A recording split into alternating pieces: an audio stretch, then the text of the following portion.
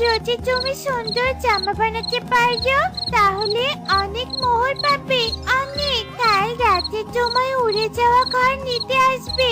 তৈরি থেকো, তোমার আর কোনো অভাব থাকবে না। সোনার মোহর, আমি যাব, ওই রাজ্যে আমি যাব। আমার মেয়েদের ভালোর জন্য যে আমাকে যেতেই হবে। মোড়ল বাবুর সব টাকা আমি শোধ করতেও পারবো। না না মা না, তুমি যেও না।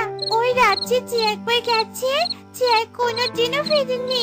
আমরা জানি না ওই রাজ্যে কি আছে, যদি তোমার কোনো ক্ষতি হয়ে যায়। কোনো চিন্তা করিস না রে মা, আমাদের সাথে সৃষ্টিকর্তা আছে। দেখিস আমি ঠিক ফিরে আসবো। তোরাই দুদিন তোর সুখী মাসির কাছে থাকিস।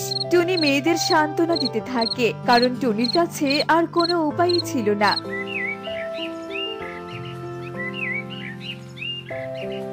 পরদিন সত্যি সত্যি টুনির বাড়ির সামনে একটা উড়ন্ত ঘর চলে আসে, আর টুনি সেই ঘরে উড়ে উড়ে রাজ্যে চলে যায়। রাজ্যটি ছিল ভীষণ সুন্দর।